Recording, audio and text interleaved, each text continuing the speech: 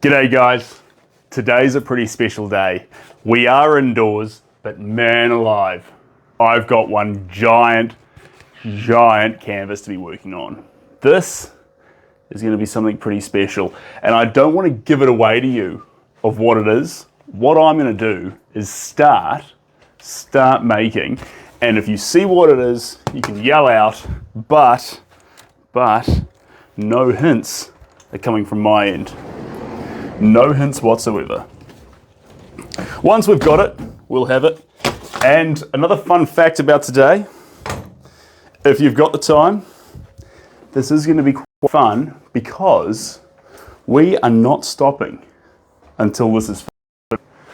This size canvas, we're not stopping until it's finished.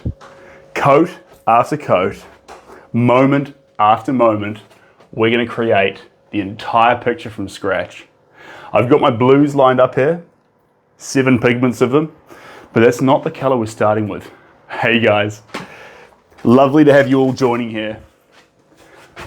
If you missed what I was just saying, massive white canvas, fresh picture, subject matter, secret,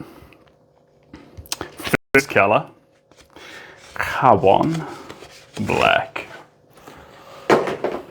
There we go. Now, where is RC? Your favorite Kiwi's doing fantastically. Absolutely stupendously. Let me just get a bunch of this out of here. The stuff's great, but it actually takes a bit to pour it right. There we go. There we are. That can go down in there. Perfect. And now, the question is, are we going to go for a big brush or a small brush? Medium. Medium. Hey, Brittany. And let me just grab, yeah, let's go for this one. Perfect. Perfect, perfect, perfect, perfect. Da ba dun dun da dee da. La da dee da da dee da da. All right. Yeah, there's a bit of paint on me here, and these are old pants, so I do get paint all over myself. It's naturally part of the gig. Typically, I visit op shops a bit more regularly, and those regular visits allow me to restock my collection of clothing. But at the moment, I've lacked that opportunity to do that. So we're a little bit behind. I agree wholeheartedly, 100% with RC. Let's try and get more paint on the canvas. Okay, here we go. G'day, Steve, you're just in time. First stroke is about to land. Now, okay.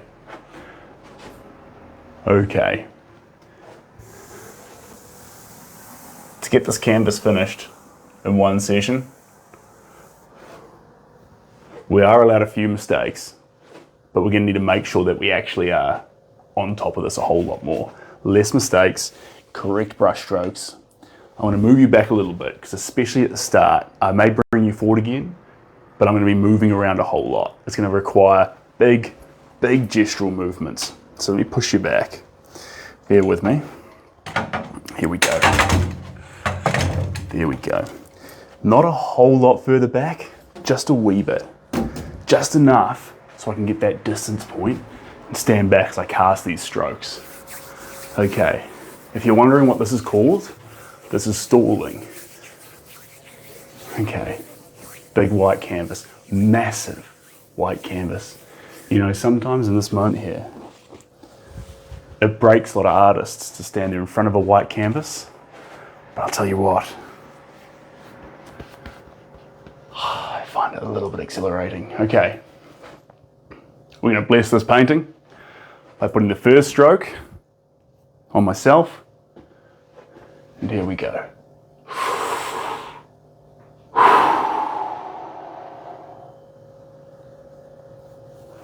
and we're into it. Now, if you do spot what this is, you're welcome to share, but I'm not. I'm just making. Okay? So if you managed to spot it, congratulations. This is something I've wanted to paint for a long, long time. I've talked to many people about getting the right image. A lot of people. 3 different photographers I've spoken to, hunting out the perfect picture. There's a giveaway. It's a photo.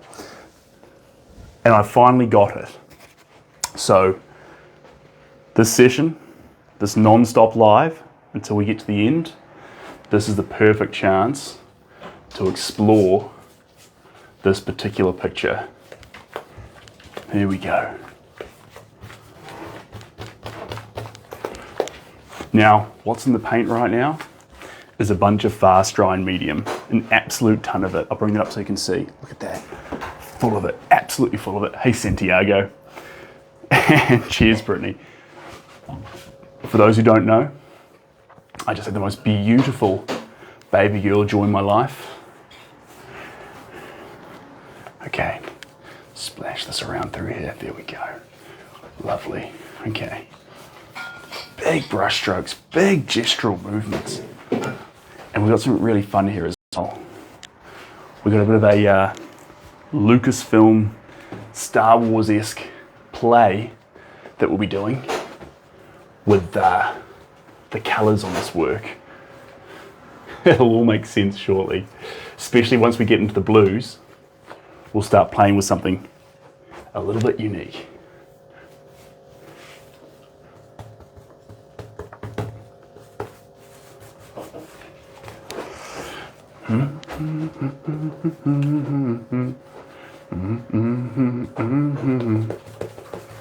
There we go. Beautiful. Tons of paint, splashing all over it. Like I say, quick dry medium in it, because we need this to dry fast. Like lightning. Okay. Now, black. Deep black, that's what that's after there. There we go. Wonderful. And I want to keep that raw vividness in the brush strokes. I don't want to disguise them. I want to see those raw brush strokes. This work, I don't want to give it away, but it's the epitome, in my view, of Primal. This is what Primal feels like. This is what Primal looks like. This is the feeling and the embodiment of the feeling of Primal in the lovely. You know, I probably set it a bit high, but that's okay. We'll reach right up there and we'll get it. All the way up to the top corners. Here we go. Tippy toes. If I set it any higher, we'd have a serious problem on our hands. It's just high enough. There we go. Beautiful. Absolutely stunning. So we're almost there with the blacks. And once the blacks are down, you know I'm leaping across onto those blues almost straight away into the. Again, if you see it, you don't have to share. If you see it, you can keep that. That can be your little secret, your little bit of information. Here we go. And if you can't see it, don't worry. You're in the majority. This is slowly going to take form as we go. There we go. Beautiful, big splashing colours. Look at that.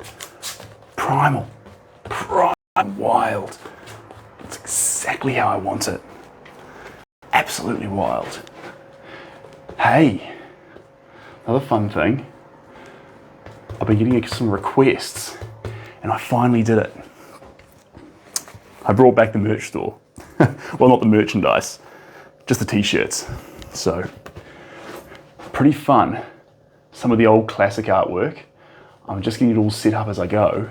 Some of the old classic artwork is now available in t-shirt form, which I reckon is pretty fun. There we go.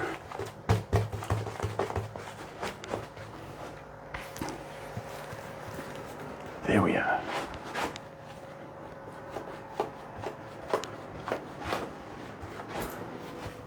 Right up to the top. There we are. Almost through our black. Get that the whole way through there. There we are.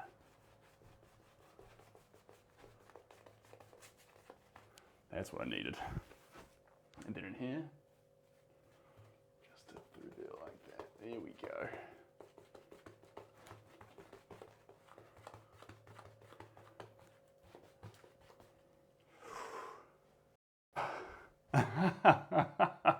Actually, from the distance point, I can actually make it out. So we've already started our New Zealander. We've got it fairly close. This is going to be fun. You wild, chaotic story.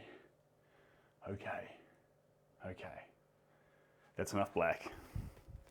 We've achieved the black now, guys. We're going to move on with the next color. And what's that going to be? That's the question. What color? Blues, but which color blue is the question? I think we're going to leap on.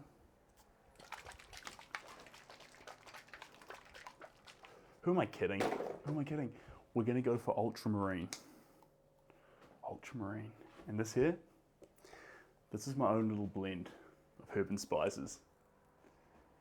Oh, sorry guys, this is Auckland. So Auckland, New Zealand. That's where I'm coming to you from. It's 8 p.m. at night, so it's fairly late, but it was a fun time. We're gonna make this painting. This could take anywhere between 1 hour and 3 hours. So if you don't have all night, totally all good. Hit the track and I'll upload the live to Twitter and YouTube and Facebook and places like that, so you won't miss out. But here we go. Yeah, that's what we want. A lot of that. A lot of that. Now, paintbrush. Do I want to go down small? Or do we want to stick with the size?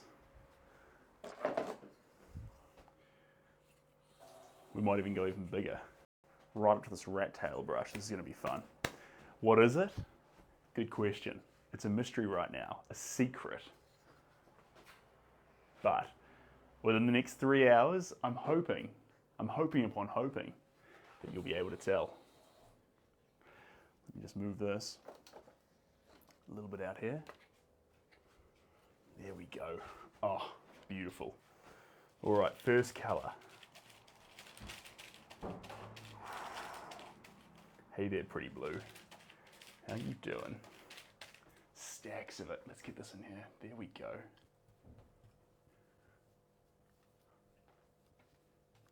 There we are. That's going to lick through these parts. Now that black, it's on so thick, it's still trying to dry. Still trying to cake itself onto that surface. So I'm coming in quite early with these colors. That's where the enthusiasm comes in. Really, really want to get these blues on. I've added quick dry through the blue as well, because I want to get these blues setting. Because we've got oranges, we've got pinks, we've got reds, we've got so much to add. This is only the first pigment, but in a way, the first pigment's kind of exciting. Because the first pigment paves the ground for the rest of the colors. Hurry up and finish it, he says. Hurry up and finish it. You're right. Well, we'll get there. But there's also a fun in the process. Be like, no, I want to see a finished result right now. Well, if you want to see a finished result right now, you're actually best to catch a replay. But that being said, This will be good. This will be all sorted in about, how long? Hard to tell. The way we're going, might even envision an hour and a half. This is your first live. Bailey, welcome on in. We're lucky to have you here. Bailey, the way these lives work is I just crack into some painting. We have some yarns. I throw some outrageous philosophy at you guys. We splash chaotic paint on these canvases. And the key part of every canvas is we start wild, we start chaotic, and we start raw. And then we build in the detail. But if we start with detail and choke the painting, we'll never get that wild, primal, raw chaos that makes art so beautiful. That's why we're here. Now.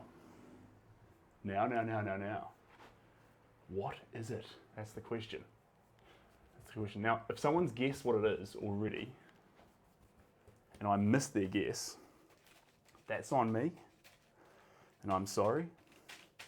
But I doubt you have. It's too early in the piece. It's too early in the piece. You'd be very impressed if you guessed it by now. But like I say, too early, too early. We're chucking in some cerulean blue now. There we go, beautiful. We might have a little lunch break around the 60 to 90 minute mark. Just to give me a little bit of a breather. But right now, wild colour. That's everything I want. Oh, that's the stroke. Right through there. Pardon me. How rude. So you get you locked in the moment.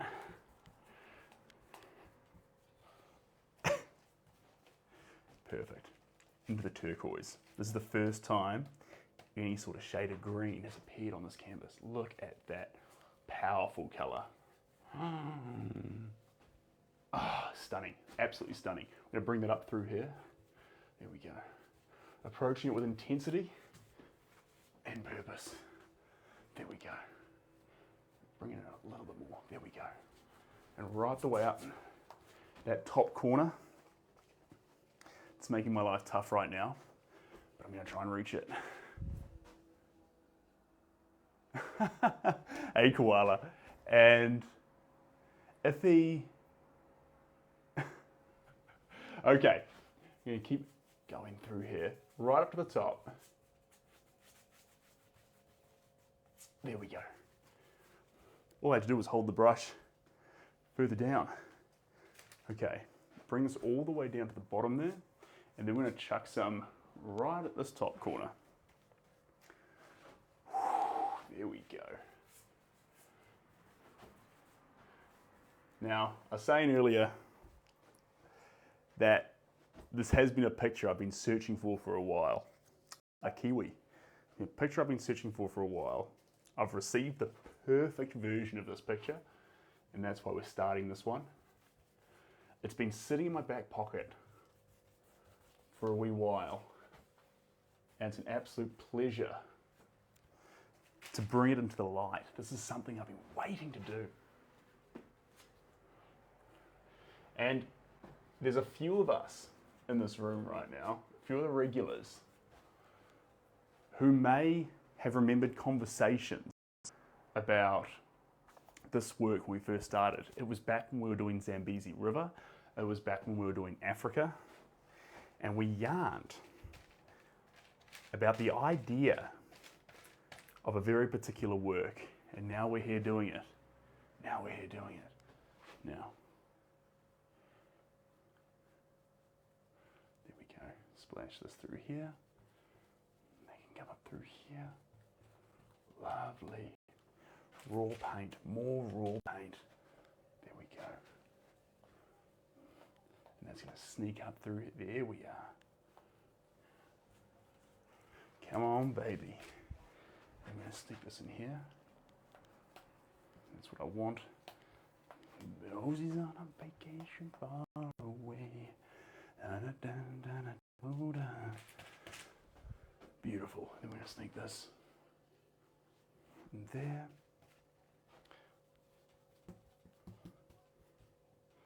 There we go. That's what I want. That's what I want. That's what I need. Okay. Beautiful. I just want to lose your love tonight. There we go. We're almost there, baby. Give me some of that Arctic blue, baby. Beautiful. Thick, juicy Arctic blue. You gotta go? I'll catch you later, Bailey. Thanks for joining on in. And is it a bird? Is it a bird? Is it a plane? That's a good question. It's not a bird. But I like your enthusiasm. The colour palette, I suppose, does have a birdie feel.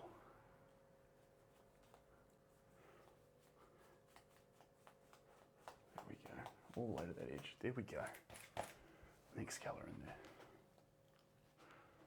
Josie's on a vacation far away. Get up and talk it over. Da da da da da da day. There we go. Come on, I just wanna lose your love tonight. Whew. Jeepers creepers, that's a scribble. We've got Ange. Yes, Ange, you're correct. Someone's probably said it before. If you have, I'm so sorry. But yes, we're guessing it. It is a fantastic gorilla portrait. That's what we're working on. So, like I say, early stages, chaotic brush strokes. We've kicked off with the blacks, into the blues. We've got 5 pigments in the work now. I knew it. I knew it, baby. I was hoping I'd get through another 8 to 10 pigments, but you've caught me early. You've caught me early, so that's all right.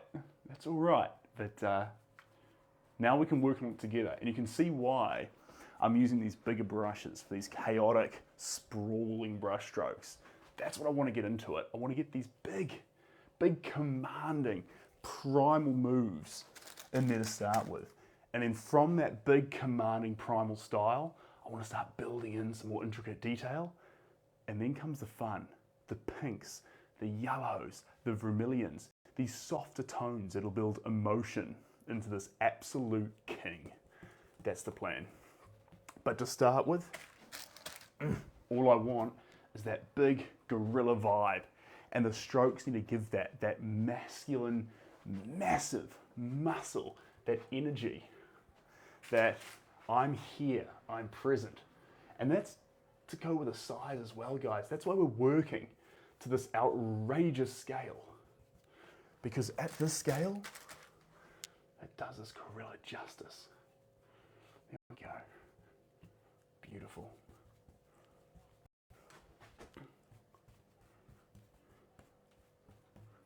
Lovely. Okay. There we go.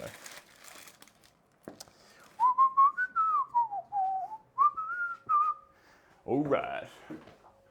All right, all right, all right. Let me get these paintbrushes.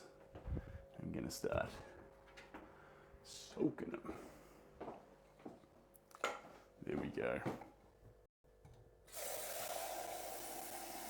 Just so we move down to the smaller brush and then the smaller brush. Oh, you are just looking fantastic. That's everything I want you to be right now. Absolutely ideal. There's our spectrum of blue colors. Voila, all done and dusted.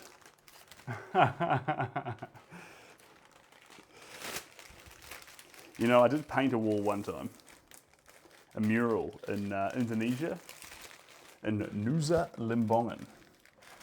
It was like semi-chaotic, semi-fun. Had some kids who helped me. It was all on. All right. Here's our new size. We're getting right down there to the smaller colors. Now, with this color here, We're not going to start highlighting the white areas. That's going to make the gorilla pop. We'll get there. We'll get there. A lot of the face is white, but inside these blues is this amazing brown, rich red textures. That's what I want next. Inside these brown, rich textures, inside these brown, rich textures is gonna be the vitality and the vigor of this gorilla. The blue brought in depth. Depth is great, don't get me wrong, depth is important. And in this case here, the depth adds that volume, the depth adds that size, that presence to the gorilla. But now, aside from this presence, we need intention, we need vigor. So that's where our reds come in. And then, after intention and vigor and all those fun things, you're just gonna hit it with a bunch of pink. Absolute monster bunch of pink. Whew, okay. The whole red spectrum. And once we're finished here, this gorilla is gonna have a total of 7, 14, 21, around 30 pigments. But look, that's conditional because we may get excited. If we get excited, this will go even further. We'll get 40 to 50 pigments. But for now, our only responsibility is just to enjoy adding the colors, one after the next. So as I go through the paint bin here, I shouldn't call it a bin, but as I go through it, I move the colors I've used onto one side and then keep the colors that still need to get added on the other. And we gradually get them slimmer and slimmer until I've just got my whites and my pinks left over. And then we may bring back some turquoise, because turquoise is fun. Okay, now, I was talking about something pretty fun. And you'd be wondering, what is this for? It's going to make very little sense off the bat. But the reason why something like this is useful is because a light like this, when I put it over the work, it basically cancels out the color I'm looking at and allows me just to see the tones to make sure we're on the right track. Black sweeping through here that's been missed, black sweeping through here, and a deeper, darker black here. This is a very handy tool. We're going to use it for red once we're finished with these. Once we put the red pigments on, we'll use that to spot the reds as well. But right now, it's time to paint again. Okay. Clear painting medium. Here we go. Cheers, Santiago. You're an absolute champion. All right. In we come. There we go. Beautiful. Okay. Reds. I might just add a little bit of green to start off with. I did grab some here as well. I was a little bit naughty. Just a little bit naughty. That's okay. I just want to lose your love tonight. There we go. Da da da da da da da da da.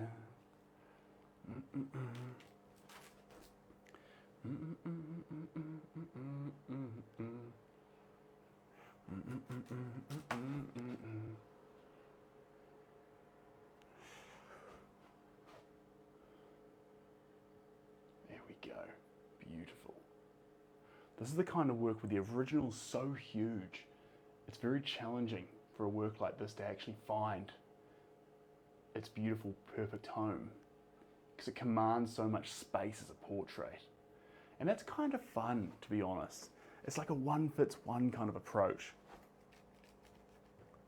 But that being said, this is the kind of thing that's so cool on something like a t-shirt or as a print, because then you can get a bite-sized version of it, which just elevates a space. or a torso. There we go. There we go.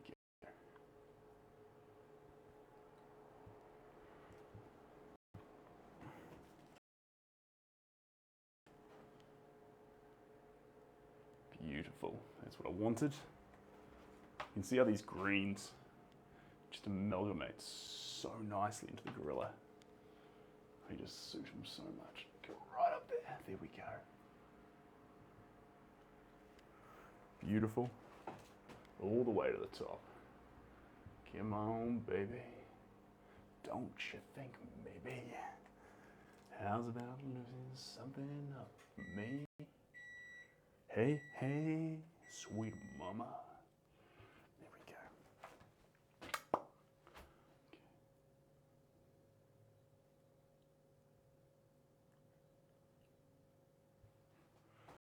Okay. Absolutely stunning. Deeper green. This is the olive green now, team. All right, how are we doing here?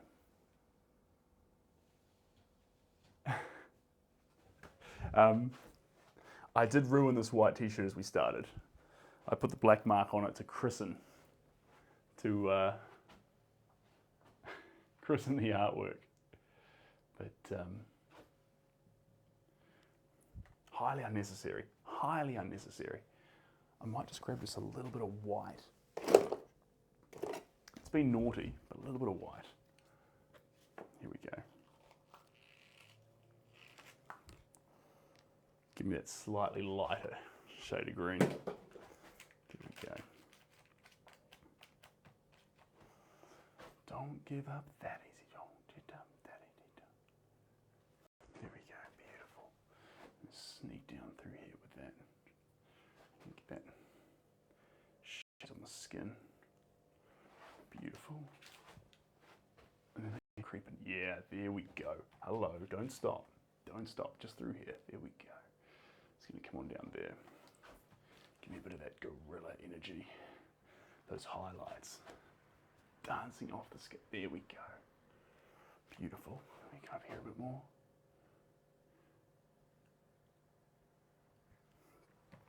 Beautiful. And I'm going to sneak in around here. There we go. Just going to sneak in there. Sneakity, sneakity. And we come in here. There we go. Just like that. And then just coming in here and circling around. This is the nostrils. We're not seeing nostrils though, we're just seeing shapes. Shapes and tones. And that's all we're picking up. One after the next. Shapes and tones. Don't give up that easy. Don't. There we go. Splash that round through there. Lovely. Who's seen a gorilla? Early days. Early days. Here we go. Splash a bit more up through here. Okay. Give me red. Saturated. Popping. Thick. Red. That's what I want.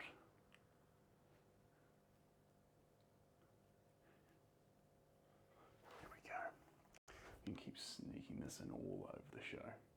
Everywhere where it'll allow me to add it, I'm going to sneak it in there. There we go. Just up through here. Nice. Just like that.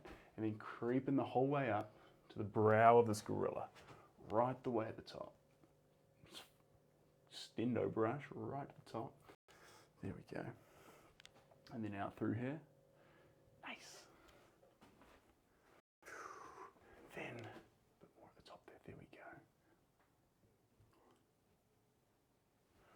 Beautiful. And then coming down, yeah, like that. Just like that. Through that part. We're going to go into a deeper red shortly. Deeper red in just a second. There we go. Coming up through here. The whole way down. The whole way down. Beautiful.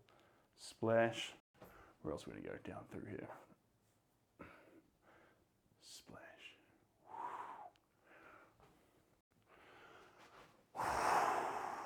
Good ground. Good made. Caustic? No. No. Brine acrylics. So we can layer over and over again. Make it thick. Make it thick. And like I say, we'll come back to it. But there needs to be whites in there. The whites are capturing all the essence of the face. But for now, play with me. Let's just enjoy these reds.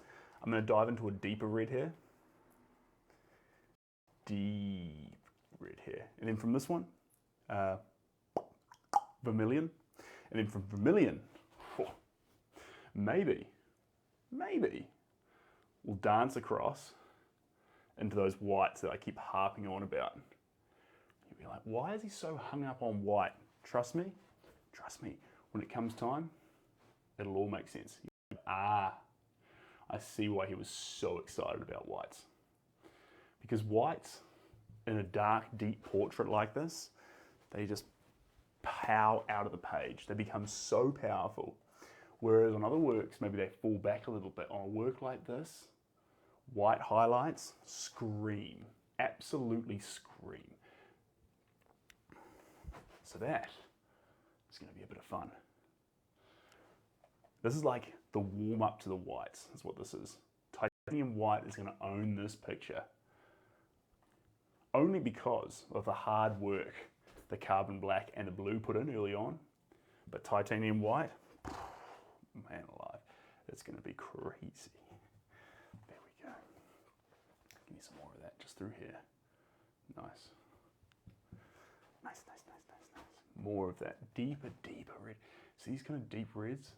They can just come in there and really have an impact on helping those deep blues actually solidify. Here we go, through here. The red. Nice. Okay. Next colour. Ooh, are we going to go there? Yeah, we're going to go there, just up in here. Okay, like that. Coming down through here. Like that. Just like that. Sneaking down here like that. Beautiful. Not getting hung up on what the face actually is. I don't care where the eyes are. I don't care where the brow is. All I care about is the colours I see. The shapes and the tones that make up this face. And if I capture each one of those little moments with abundant disregard for the actual face that's there, painting what I actually see, not what I think I see, that's the only way we'll capture the real essence of this gorilla. And we're on a good trajectory right now. A fun trajectory.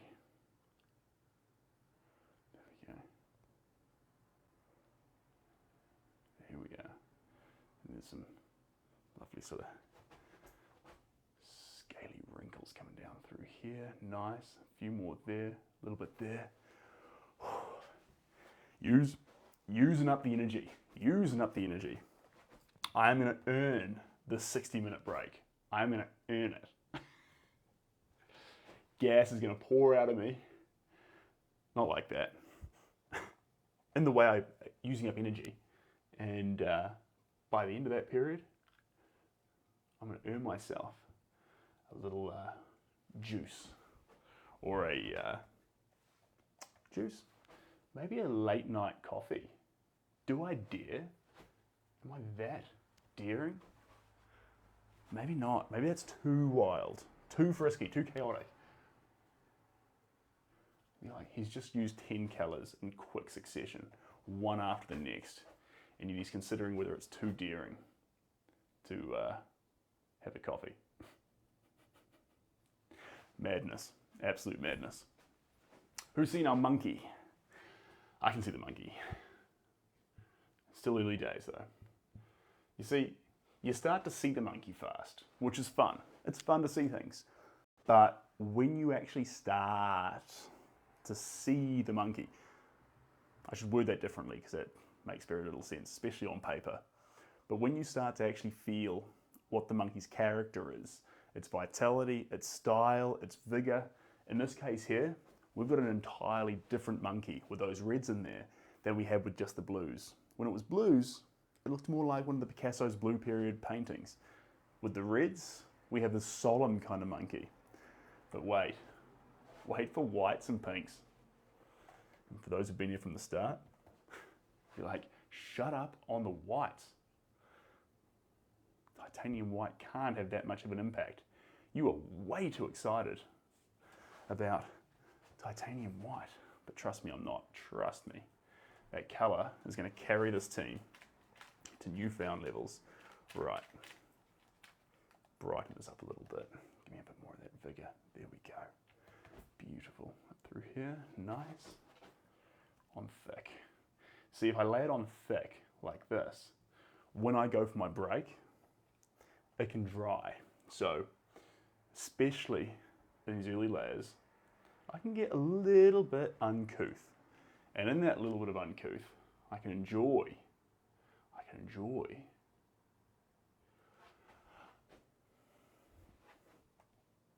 laying it on thicker, because later in the piece, it's not going to matter. It's going to be dry. I'm going to add some fun texture into the work. It's not like those typical works, in that with this work in particular, we've got so much quick drying fluids in the paint that we can just do whatever we want. You'd normally have to wait massive long amounts of time for it to dry out. Not with this. Not with this. That's what that white liquid that I pour down here is. It's allowing the paint to really latch on and finish drying like lightning. There we go.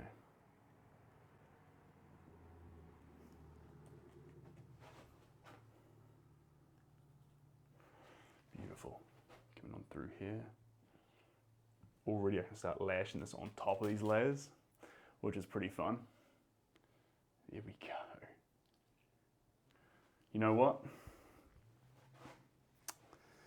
That's enough stalling. It's time.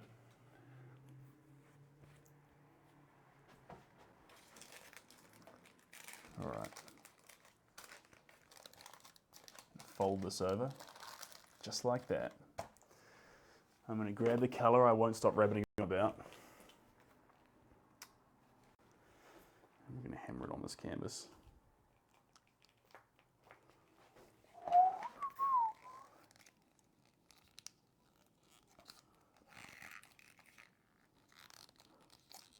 There we go.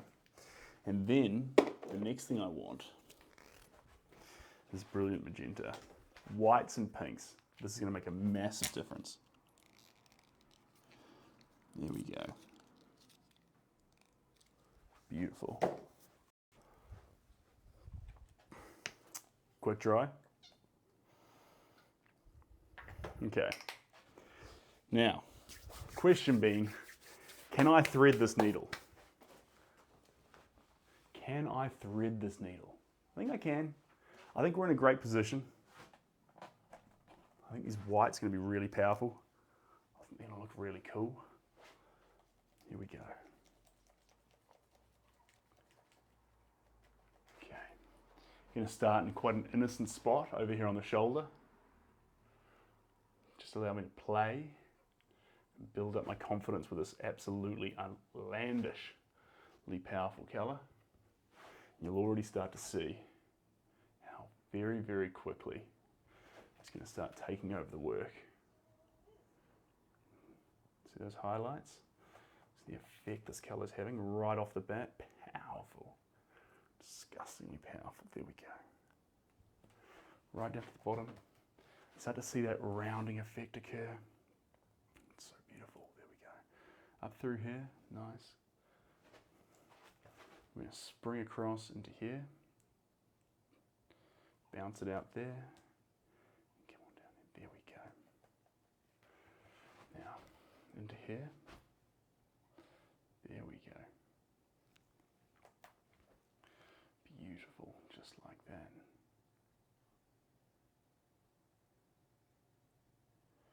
Oh yeah. I'm going to sneak in a bit more, coming down here to the top of that lip. Just like that.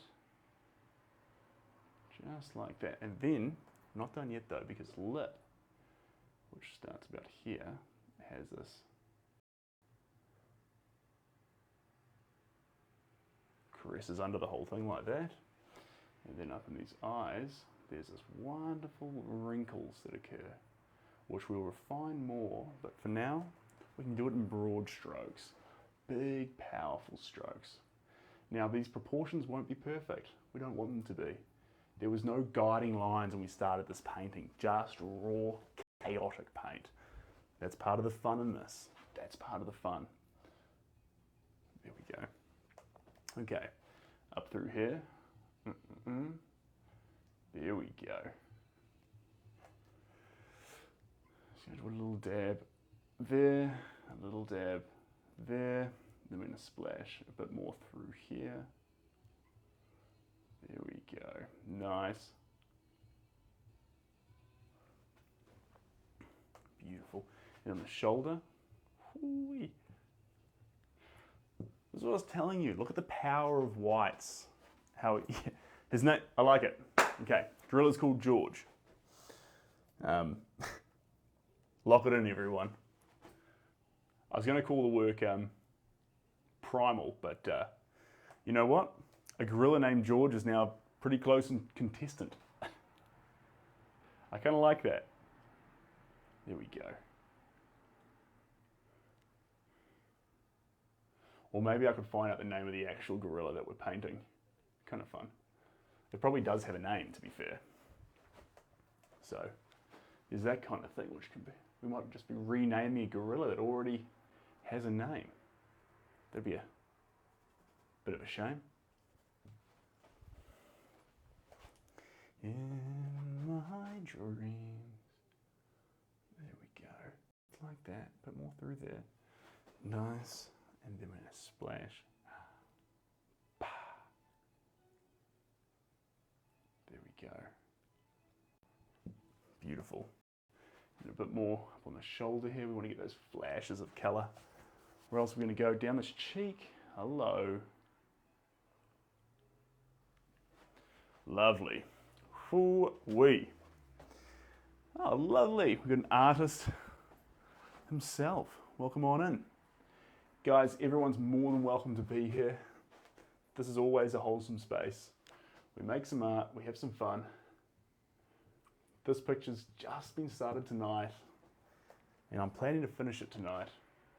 But if it would be in classic me style to say, actually, I want to do more on it. Let's go further. Let's do more. But hey, Sarah, fantastically. But at the moment, I'm really liking how it's coming along, and there's not a hugely compelling reason, if we can land this paint right, that we can't actually finish this picture today, now, here. But who knows? Maybe we can't. There we go, just through there. In my dreams, as crazy as it seems. All right, now get ready. This is where our gorilla gets a wee bit crazier, and I am 100% here for it. 100%. Let me just get that distance perspective here. Yeah, he's coming together. I think we can all, if we squint and stare at this picture, we can start to see that gorilla now. He's got his shoulders hunched forward, and he's in this moment of contemplation, but we see the awesome power of the animal kingdom. This next color is going to throw the whole thing on an absolute whirlwind, a chaotic little journey. Before I do that, I am going to grab myself, or no, glass of water. Hold fire, team.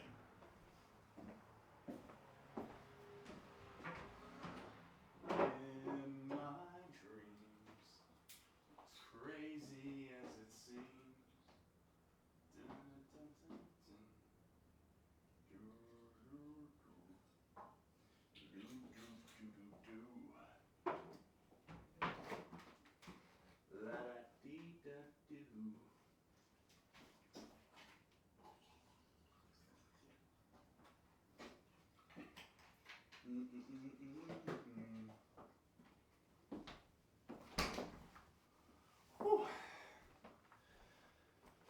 I needed that.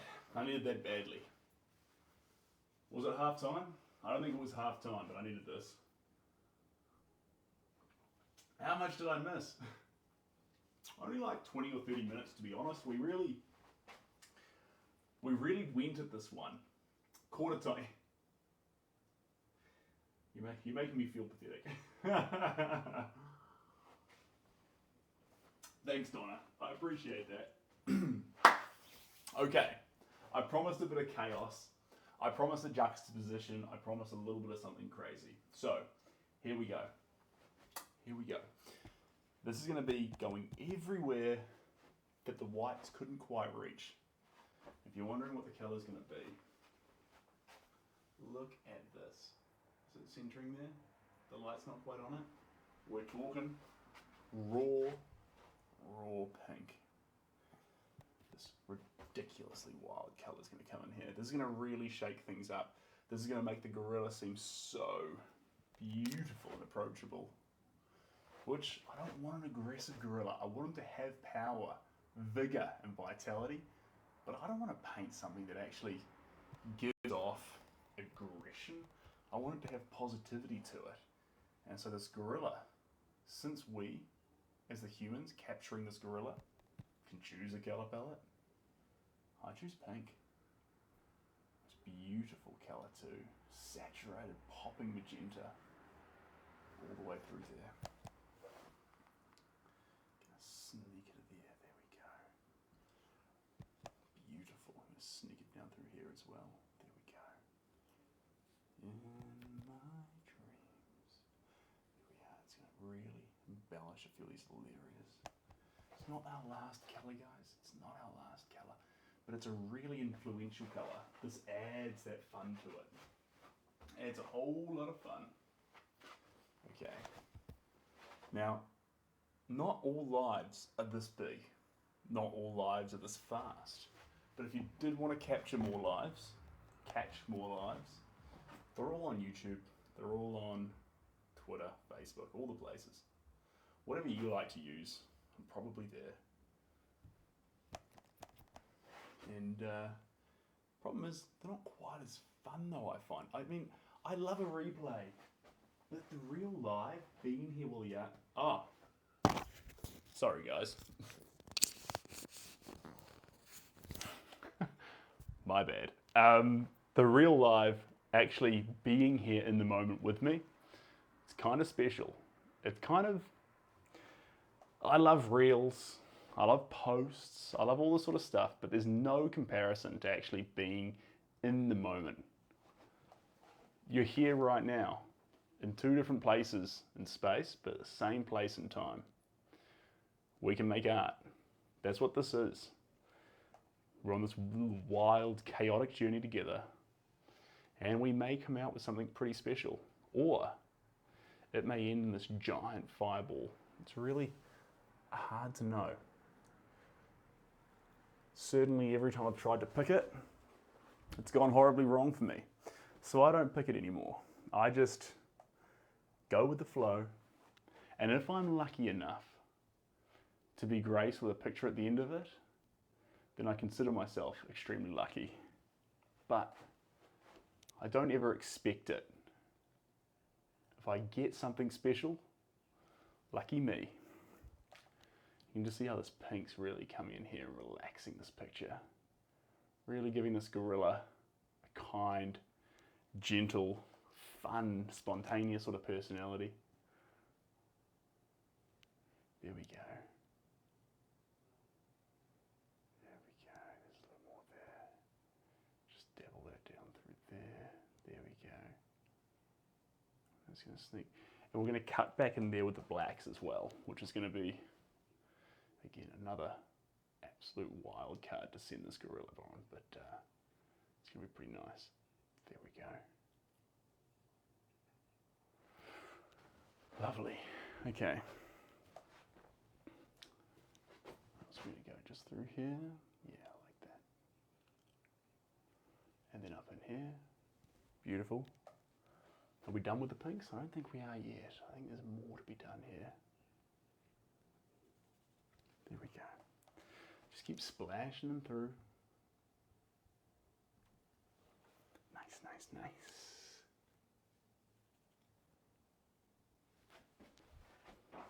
Okay.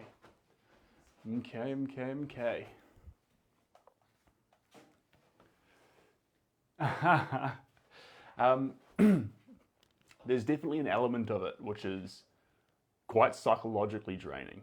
To keep ignoring the gorilla, ignoring the shapes that you see, and just capture, so not ignoring the shapes that you see, ignoring the gorilla, ignoring what you think you see, and just really allowing yourself to only spot shapes and tones. And if you can do that, the more you add, the tougher it gets to do. So there is this increasing difficulty, but at least you get to warm up at the start. But this is making it look easy, and then how it makes you feel. It's like someone who plays chess. They can make chess look easy, but actually while you're doing it, the amount of intensity, thinking going through your brain, takes a lot of thinking to actually enter a flow state and relax. But we're having some real fun. Here we go. There we are. Just through there. Lovely. In my dreams, as crazy as it seems. There we go, right at the top. There's these beautiful streaks that get highlighted. And we'll capture those. There we go. Right up there at the top of the head. And there's a few little ones down here behind the ear. And then, yeah, so if I stand back here, that's there, perfect. That one comes through there, and then collects in, joins it, and then comes down to the side of the head, beautiful, and then a little bit down through there. And then, yeah, there we go. A little more on the shoulder here. Beautiful, absolutely stunning. That's what I'm after. Now, I'm not going to throw this one away because we're going to come back to our whites and our pinks. But you can see how in the progression that we've gone on, it was essential to start with that deep black to blues. The reds are still in there, adding that fun, that sort of lively nature to it. And then the whites and the pinks, drastic impact. So much punch and fun coming from those. Bob Ross, look, I like the guy. I think anyone who makes it their vision or their goal to spread love and put something that beautiful into the world should only be encouraged. I think it's fantastic. Okay, down with that. Let's lift up this. I'm going to put this over here. There we go. Now, the question is what the next color is going to be. Because up until now, I had my whole plan figured out. I knew what was going on. I'd scheduled all of this. The whole lot. And now we're entering no man's land. This is the point where Seb doesn't have a plan. This is the point where we can get lost. So before I get kicked into this and get lost, which, by the way, I can't wait for.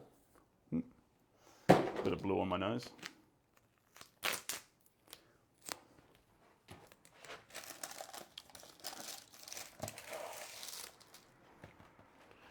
Before we start getting lost, there we go. We are going to do our light checks. Here we go. Bob Ross is your man. I love watching Bob Rosses, to be honest. I reckon they're pretty fun. I'm a bit of a super nerd, and I own the Bob across Secret Lair lands from Magic the Gathering, which I thought were pretty fun. There we go. Cool, we got that sorted. Okay.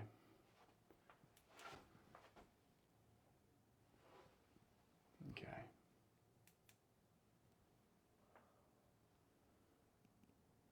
So the whites and pinks are covering an outlandish amount of area. There's room for more baby blues. Greens are underplayed, but that's okay. See, when I put this light over it, it saturates it with that colour, which allows me to almost see the painting in different colour ranges and lights. And what that does is I can see it from a whole bunch of different perspectives where I'm getting hung up on a singular tone. At the moment, I know I need a dark tone, possibly a green, to cut in on the face. And I need to fill that point in there with a bit more turquoise. So green, cutting on the face. Probably some yellows, but not just yet. Just because we want to throw some yellows in there, we might do it. And see where that takes us. Greens first though, greens first. The question is, are we going to go for chromium green oxide or are we going to go for cobalt green hue? Both excellent options, both on the cards. Or permanent green. Let's go for, I'm going to go for permanent sap green. I'm going to combine it into a bit of black. There we go. Lovely. Isn't that just lovely? I think that's just lovely. There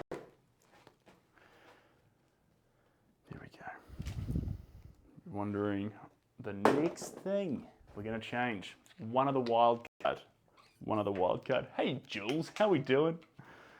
And RC, what a pleasure to still have you here, guys. We've been on a pretty wild journey. We've come a fairly wild way. And we're a long way from finished. But we are going to tone down to a smaller size. This one here is going to start capturing some of those darker details in the face here. And start etching out some of the fur. So, mixing some black into the green. I don't want raw black, but this murkier sort of blacky colour. This is going to be fun. There we go. Beautiful, beautiful. I'm going to start sneaking this in a few little spots. See how we go. Yes, indeed. I'm going to put that in the blurb. Definitely has the RC stamp of approval. You know what, RC? Out of all the things I could get today, having you here from the start, having a few of the cool community members here from the start, and approving of this as we go along the journey, that's sort of fun. I like that. I like that a lot. Now, bear with me while we establish these blacks back in there. We've added that fun in there, and I'm relegating the fun back. Please don't think that's what's happening. But we are bringing in those darker tones in. You can see they're going to play a massive role around the eye.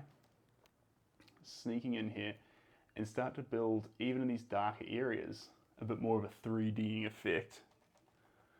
There we go. And that's going to sneak down through here. There we go. Beautiful. And who wants to shout out the real MVP of this session? The real MVP of this session, the reason I can be here with you guys doing this, is that Shelby is looking after Bubba, which is fantastic. So normally we'll take turns during the night, and she's been kind enough to say she'll take the second half, and I'll take the first. She'll do the first half, and I'll take the second half. So if it wasn't for her agreeing to that, we wouldn't be able to be here painting right now. So if you want to talk about what actually gets us here, what makes this possible, you've kind of got to give the award to Shelby, to be honest. Kudos to her. Making the painting's only half the job. You've got to get approval first, guys. I'm a family man now. Can't just come on here and paint whenever I like. I have to seek approval first. RC, it's coming. I want to let the hype die down a little bit first, and then what will happen is usually, probably on the late night lives, like these ones, what we'll end up doing,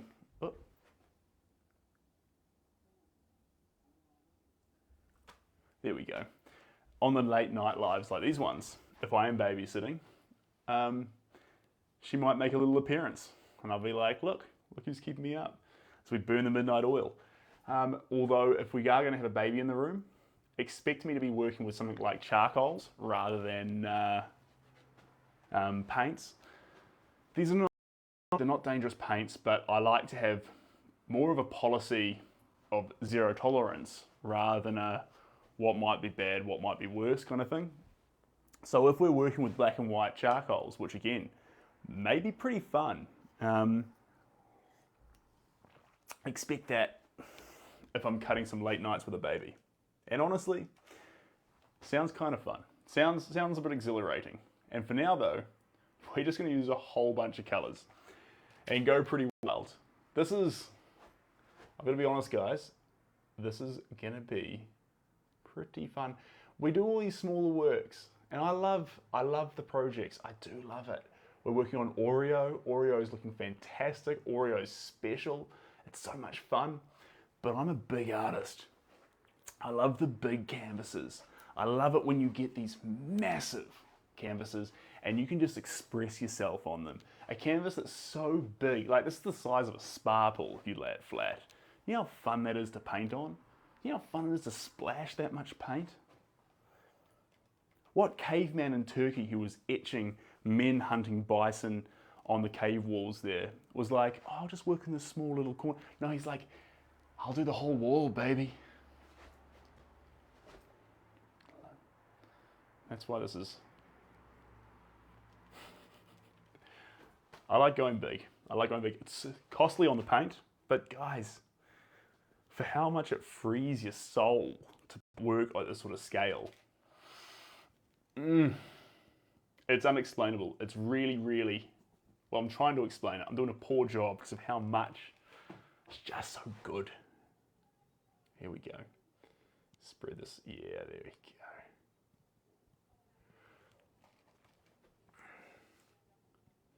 Here we are. He's got this little goatee, which I think is so cute. There we go. Beautiful. This has been such a fun session. We're not done, but man, I'm having some fun. Yep. One thing that really stimulates me, that really drives me wild, is getting this colored fluid, this pigment in all its different forms, which has only been available in the most recent years. You know, back 400 years ago, they didn't have every single color at their disposal, waiting in a paint tube. Now we do. We do, every single one of them. And now that we have that, I can literally choose any color under the spectrum and buy it for a few bucks. Isn't that special? That's so special.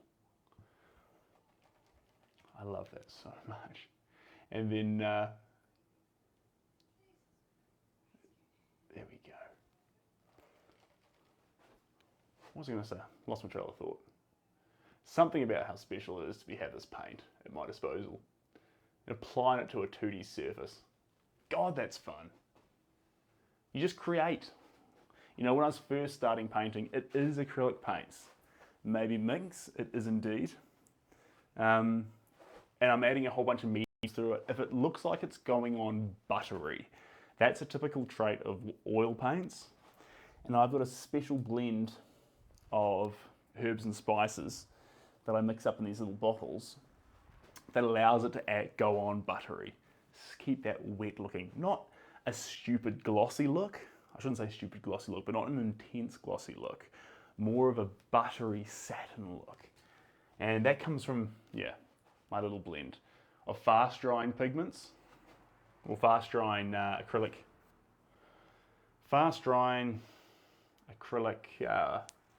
binders, a little bit of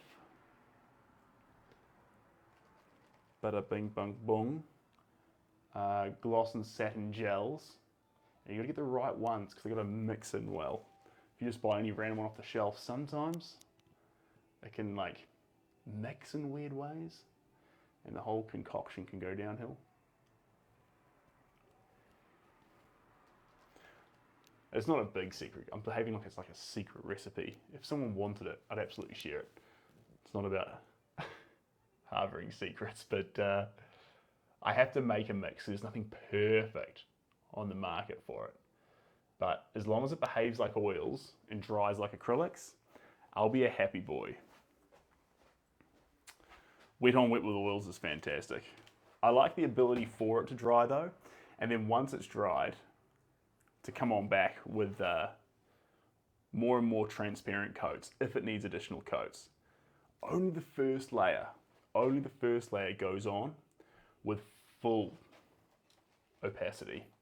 After that, we start skimming down, splicing it, thinning it, changing it. And I love that. Here we go. Let's get a bit through there. Beautiful. And that's going to go around behind the ear like that. Just like that.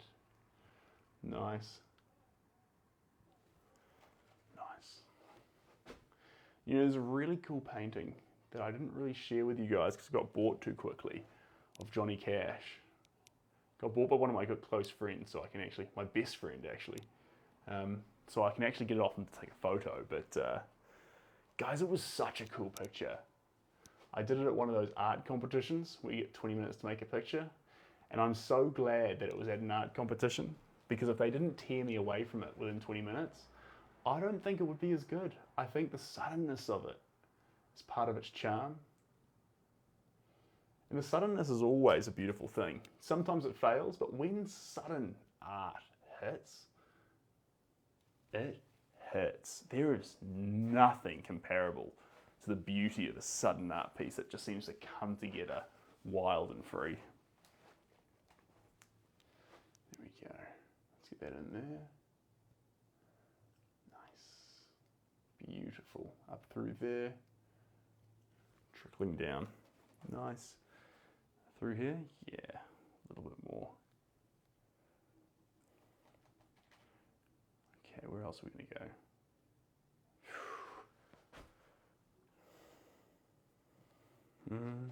I just want to use your love tonight. Yeah. So it's coming together. Coming together. Massive shout out to Shelby. We're lucky she's doing the Lord's work with Cooper, so I can be here. Ooh, spoiler alert. In creating this fantastic painting. Yeah. I was hoping to get to about here before anyone recognised what I was painting, which I know sounds outrageous, but I love it when people go through that moment of not seeing it right until some of the end stages, and there's this moment of surprise comes in as the whole thing formulates into a picture. That's so satisfying and special. And Carl, welcome on in. Patience isn't your strength. That's all good. That's all good. You know, it's funny you say that, because we're here painting, but it's not mine either. I used to paint for 10, 20 hours and slowly build up a portrait through layers and gently orchestrated detail. And people used to like it, don't get me wrong, but I wondered why not only did I not like the art, why when I'd make it, I'd also resent and hate myself. And it's because if you're doing something which doesn't represent you, but it's supposed to be a portrayal of you, when it's not you, it slowly grinds you down. Hey from Invercargill, went down to a wedding there, love that place to bits. It slowly grinds you down. And that's what my craft was doing in late high school, early university, to the point I almost went into complete paralysis. So, although it's tempting to think I know what people want, it is also presumptuous to think that people want to see a certain thing from me. Actually, what most people want, or what the people who actually matter want, is for you to be yourself, to let your own little light shine, to not allow yourself to be skewed by the world around you, and just to make something beautiful. I know for a fact that even if my craft ended in the weirdest little place, you know, we went in a complete different direction and went somewhere so wild and woolly and stupid, that the people who really enjoy the art and love what we do here would still, maybe it wouldn't sell, but they'd still love it. They'd still enjoy the journey, and that's okay. I feel like I talk to so many artists who actually do beat themselves up, or instead of making art, fall into this realm of repetition, of this craft of making the same thing over and over and over again, because they think that sells, and yeah, it does, but it just locks them into the same spot. It's like living Groundhog Day on repeat. And the people purchasing it, on one hand, love the painting or like it, but never get that euphoric expression of emotion. They get this replication, this beautiful craft, but they don't get art. And to deny someone art, especially if that's what they came looking for, you do a disservice to humanity. It sounds a lot, but you do. Because filling your home with art is the most beautiful thing. I mean, on one hand it's scary, but on the other hand, forget chairs, furniture, kitchen renovations. Let's just buy something for the wall based entirely on feelings and taste.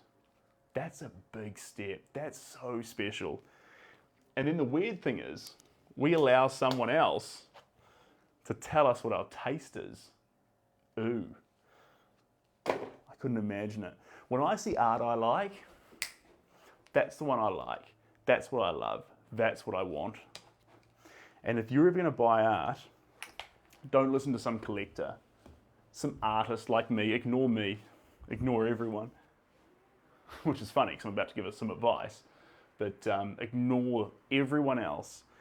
When you go to a restaurant, you don't let everyone else dictate what you eat because they know better for you. You know your taste. Art's no different. Choose what you connect with. Choose what you love. And your life will be richer and better for it. I am based in Auckland. Now let me just scroll up here real quick, guys. How, when you reflect what people give you? Well, that's an interesting one. You reflect what people give you. I suppose you do. But, you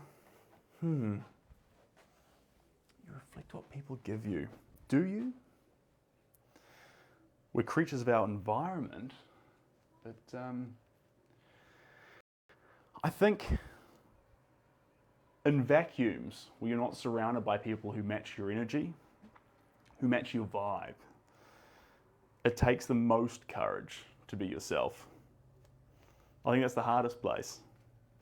And I think those who manage to be themselves in those vacuums are truly whole for the rest of their lives. I think if you figure out who you are in the safety of all your friends, or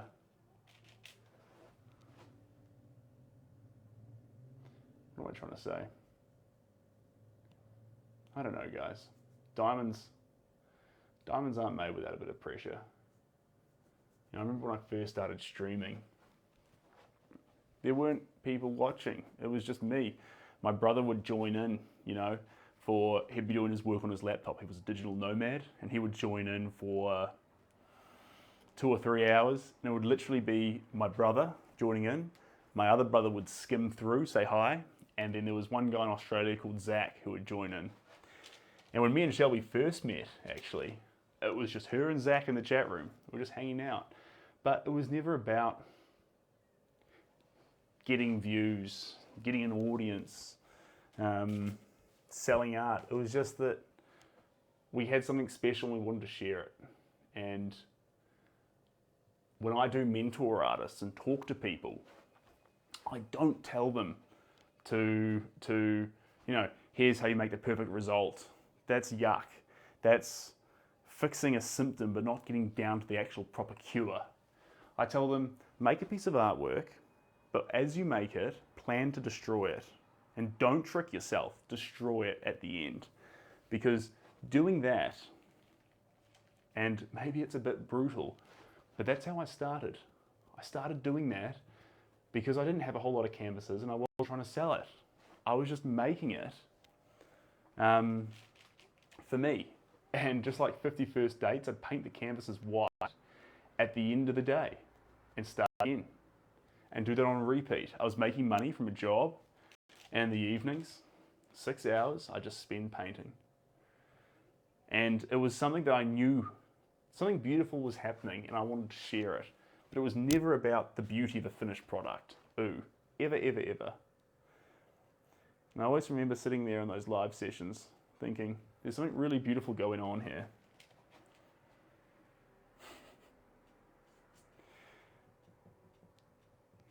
And Zach still follows, which is really fun. But yeah, I think it changes your psychology to destroy the artwork when it's finished. And if you ever find yourself in a rut, I always find by making a piece of artwork and destroying it once you're finished, always resets you. It reminds your subconscious that who cares about the end result? That's not why you paint. If the end result's all that matters, if the end result was all that matters, it is so much easier for an artist to go join a creative agency, make a salary, and then commission someone else to do it. But we don't. We make it. Why do we make it? If you've got the brains to construct and be an artist, why would you go through the pain of being an artist if the result's all that mattered? No. There's a beauty in the process. There's a joy. There's a fun. You lose yourself in it. It's the only place Van Gogh found peace and solace. We're no different. And it's not something special. We can't gatekeep this. We're like, oh, I don't have that artistic bone in me. Don't be stupid like that. Art's like dancing, singing, laughing. It's for everyone. Do you love art? The same energy it takes to appreciate beautiful art is the same energy it takes to make it. When you go to a gallery and you feel that feeling, your heartbeat goes a little bit faster and you feel a bit of joy, a bit of spontaneity, a bit of fun, that's that same thing the artist felt while he or she was making it. I think it's a really huge disservice that galleries or art curators or the art community has done to the regular person to make them feel like there's this chasm between artist and collector or viewer. It's not true. It doesn't exist. We've seen so many collectors or viewers jump that chasm and become artists. And we're like, yeah, well, what if no one likes your art? Or, that's the hardest thing. But no one liked Monet's art, no one liked Van Gogh's art, and yet they made it up until they died. They subsidized what they were doing with the, sorry guys, how much would you charge to do an event in Invercargill? And Joey, how much is it going to cost? All right, two great questions. Events, love them to bits. Live events are so much fun. There's a couple of reels of a few live events. The last one I did was a kid's birthday for my partner's niece. And I'm not making a habit of doing kids' birthdays, but this was fun. This was so fun because just like Picasso said, you can learn a whole lot through the mind of a child. If I go into a room of adults, and I'm so sorry, Shakina, we'll get round to the question, but if I go into a room of adults and I say to them, right guys, you've got a massive canvas each, paint whatever you like, they will flip out And it is an indictment on every single adult that we get scared when someone offers us that.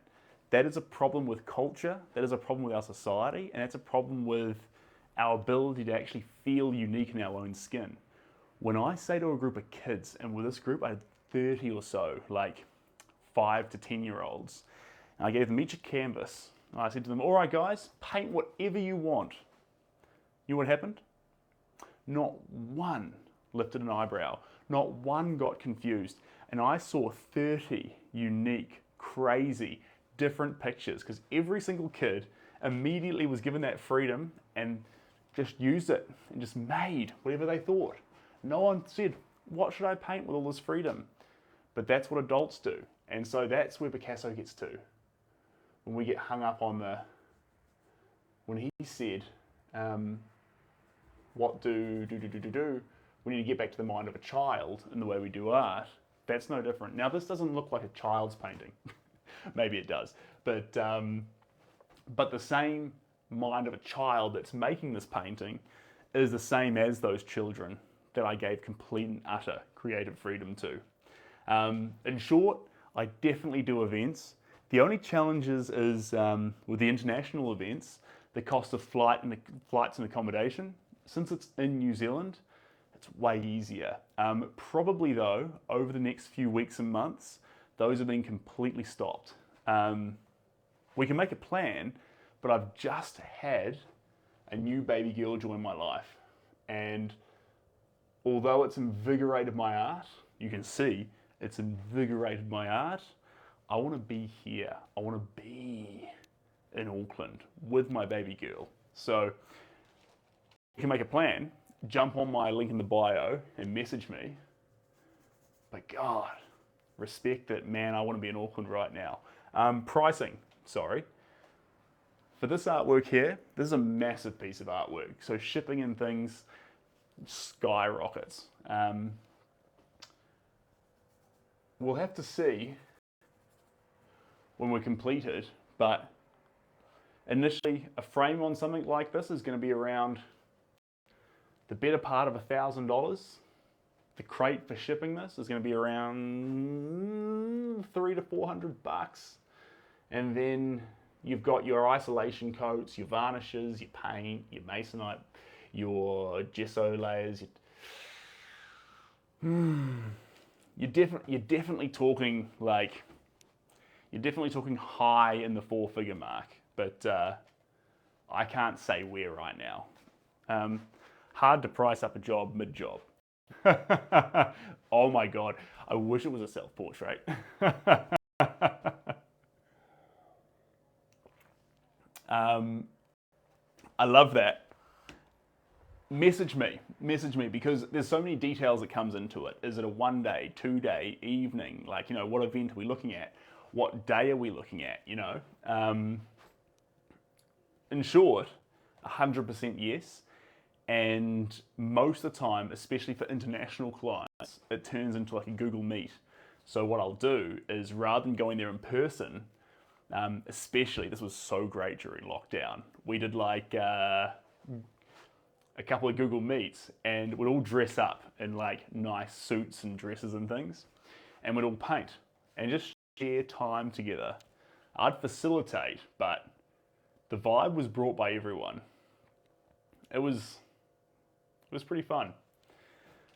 I miss, that was the silver lining in things like lockdown, COVID, to actually get in there and enjoy some connection in ways we hadn't before. I know it isolated us. I know it was mentally tough, but it did allow spontaneous sparks of connection to flare. And that's where I connected with some wonderful people through art. Am I painting this piece for myself? It's a great question. I've been talking with a few photographers, and I've been working on finding the perfect gorilla portrait for a while, honestly, 8 to 10 months.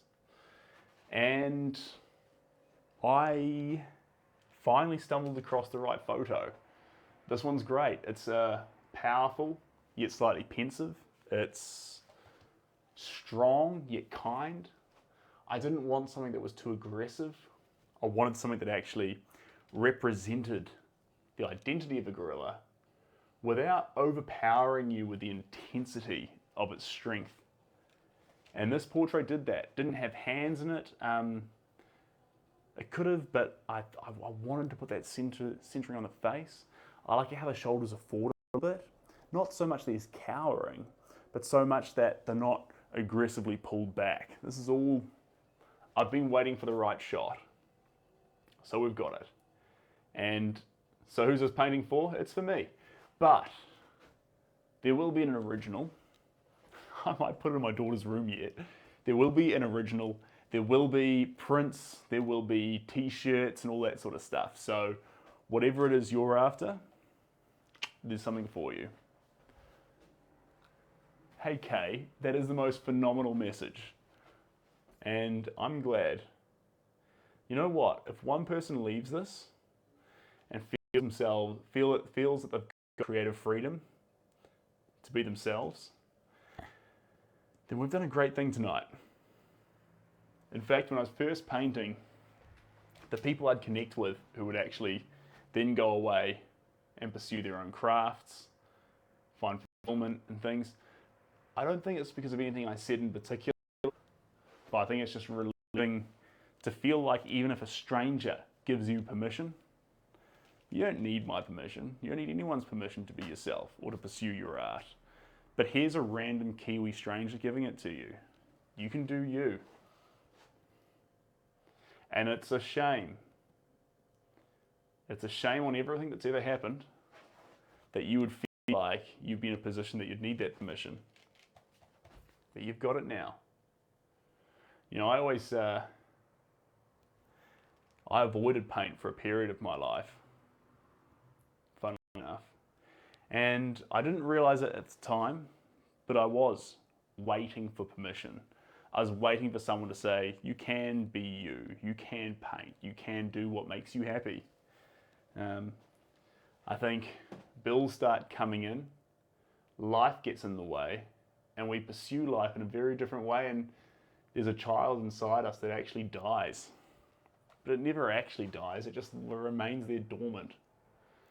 And the saddest thing that could ever happen is to leave it dormant there for too long. Not that any time is actually too late, but every moment you don't is a moment you don't get to be you. It's like when you meet the love of your life, you don't actually, when you meet the love of your life, yes, it's the happiest moment. You've got the most perfect person in your life and you're so happy. But there's an element of regret to that, in that all the previous moments you didn't get with them. That's something. Being the real you, pursuing what you love, that's in the same boat. Yes, you'll be happy when you find your passion, but the age you find that passion at, you'll have regret for all the years you didn't get to pursue that passion. So that's a natural part of life. But the best thing you can do is make sure you're doing everything in your power every single day to make what you love more of a reality, the ability to do it more of a reality. Remember, I was working 9 to 5 in a corporate job, and at night time, 10 till 4, I'd just paint in a restaurant storage shed and make art. And it made me so happy, so happy. And honestly, guys, if I hadn't done that, I wouldn't have found my career, I wouldn't have found my partner, I wouldn't have found my daughter. I'd still have my nose on the grindstone thinking the most important thing was just doing the next day of work. And how heartbreaking would that be? The amount of lives that have been touched, the amount of art that's now in the world, the vitality on people's walls, the happiness it's brought me, that could all not exist if we didn't have the courage to jump out there and be who we are. That terrifies me, guys. That's a horrifying possibility. I don't want to live in that world. I like this world. And you know what? I always thought, and we're going deep now, I always thought my parents would be more proud of me if I worked a corporate job, if my life like that. But your parents know you. or you hope they do. And in my case, they've been the most proud of me and the happiest with me when I started pursuing my real dreams. I started being the real version of myself. Even though it wasn't the stereotypical way to go about life. You know, pursuing art is not. But your parents can tell when you're truly happy. And look at this. Look how fun this is. This is such a joy. Sorry guys, what a... Have you lost a lot of income? Rem, that's a legitimate thing through TikTok DM. Of course you can. Or you can jump on the link in my bio. There's a link to the website, to Linktree, anywhere you like. DMs and TikTok are fine. I don't like them so much because I can't send voice memos, and I like to talk in the DMs so it feels more real. There's an email on the website, there's a contact form on the website, all of it's there for you. Money and art. Good question. Hugely important question.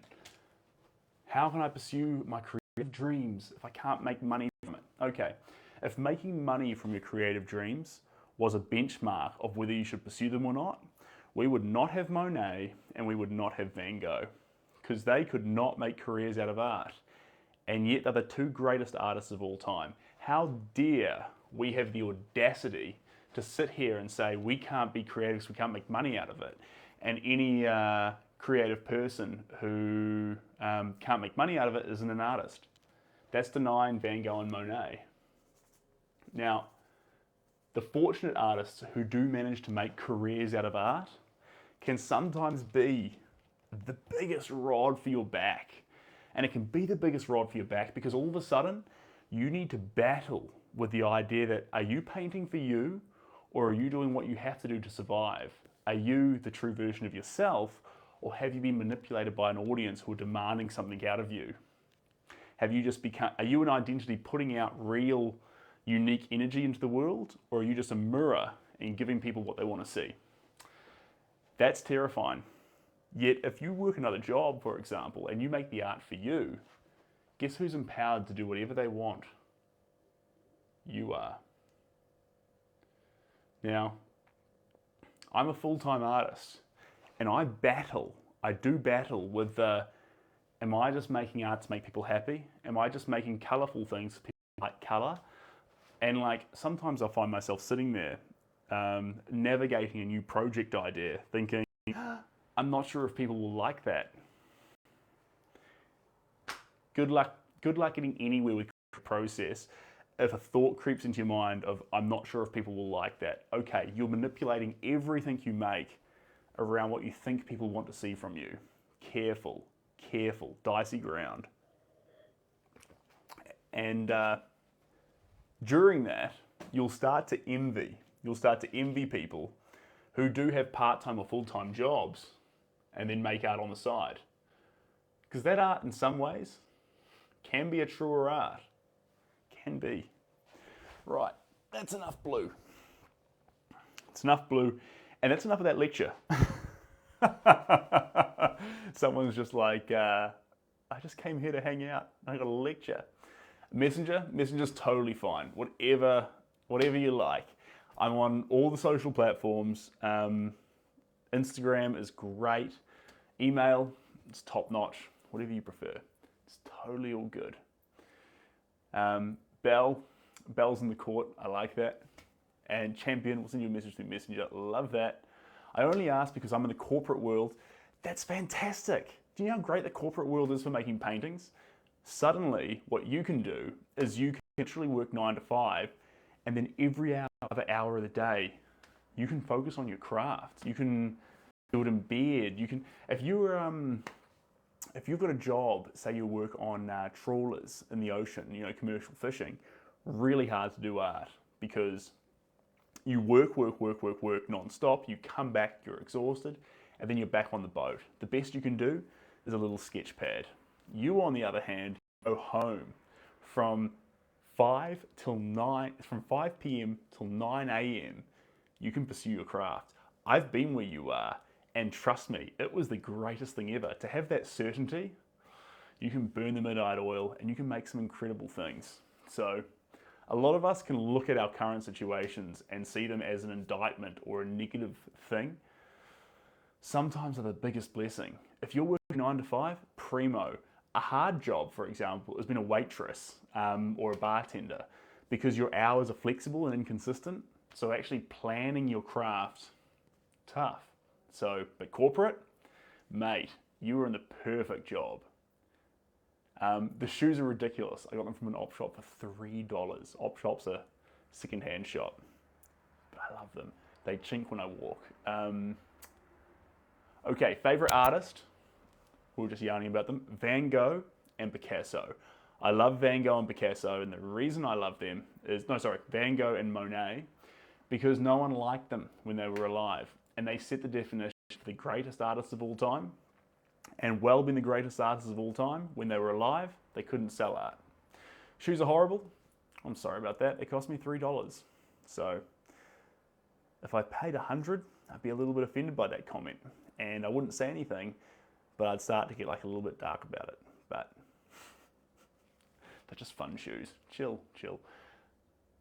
Jules, you're out of here. Appreciate you being here. You're an absolute legend. For those who don't know, Jules is one of the OG fans, and we are so lucky to have her here. Thanks, Jules. We'll catch you later. Coming on down here. Ding, ding, ding. August hasn't noticed the shoes. I'll show you. They are very, very silly shoes, but the fun thing about them is they got grip on the bottom, so I don't slip over, but they are silly. I'm not here saying that these are regular shoes for going out. I paint in these shoes because I feel the part. If I wanted to paint in a dress or a tutu, if I thought it would help, if I thought I'd feel more like an artist, mark my words, I would. But for me, a polo shirt or a dress shirt, a nice pair of dress pants with not too much paint on them, a nice belt, some sports socks, and a fancy pair of shoes, I'm feeling like an artist and I'm good to go. That doesn't mean you have to copy me, but whatever gets you in the mood to paint, wear that. Don't wear an apron. I see a lot of artists wearing aprons. I just feel like a butcher in an apron. Ugh. I like wearing this. This is me. This feels good. Anyway, Kluber, catch a good night's sleep. See you later. Listen to music while I paint. I do. But we're going to talk about that in relation to artist block in just a second. Because music's a really, really important tool when it comes to art. So important to supercharge your art that I recommend not using it. I'll explain why shortly. I think the shoes are... We're still on the shoe buzz. Right. Yellow. Okay. Medium yellow and yellow deep. I'm going to use yellow deep. This is what we're after. There we go. This is going to add... well, the other things have been building out the character and personality. What you don't see in this picture, I mean, maybe a little bit on this side, but you don't see the light or the sunlight striking the monkey. The monkey could almost be in Plato's cave. It's not light, warm sunlight hitting our ape. So the yellow is going to add that. Everywhere we add yellow will be something on the outskirts to show that light hitting. That's the plan. Unless there's any other comments here. Perfect. Looking forward to the message. If you want to buy this painting, how much do you pay? Look, it's a hard one to judge mid-painting. There's so many wild cards that come into it. Like, I say the frame would only cost $700, and then all of a sudden, I've been known to make frames that cost up to $1,500 just because I felt like the work required it. Sometimes the frame only costs $300. It can be anywhere between low figures and high four figures. I try to keep artwork out of the five figures if I can help it. I I prefer them to stay around the 4-figure mark. But originals are expensive. A lot of materials and time go into them. You know, even after we make it here, there's the preparing of it beforehand, and there's the archival stuff that you do afterwards. On the other hand, if you don't want to spend all that money on an original, you also have the option of things like prints. Prints are amazing. People buy these originals, so I lose them, and I hate that. That's the worst part of being an artist, making something you love and then having to break up with it. It is honestly the worst, having to sell your artwork. If I was rich, I would be selfish and I would keep all the pieces in my own house. I'd have giant, long, white corridors with my art down each wall, and you'd have to fight tooth and nail to get a piece off me. But as a full-time artist, I need to sell the art, and that's the worst part. If you're an artist or a creative, you will understand where I'm coming from there, because that gets you. But I'm able to fill my house with prints.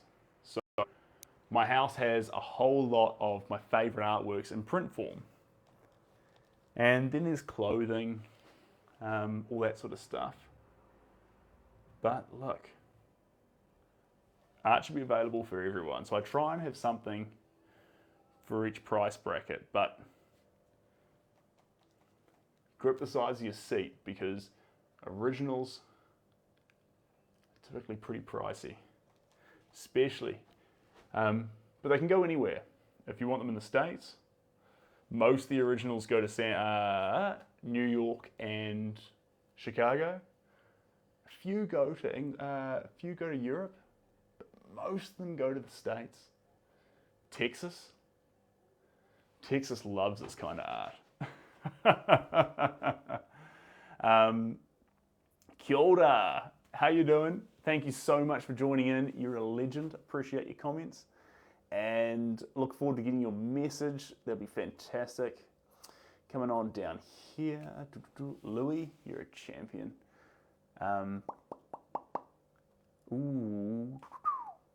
Couple of good questions there. 2 questions. All right. Do you have a degree at all? Question mark, question mark. Question mark, question mark, question mark, question mark, question mark. That's interesting. Yes, I do. I went off to art school from high school with 4 scholarships for painting and sculpture and the whole shooting box. And I went to art school, and I absolutely hated it. It is to this day the worst year of my life.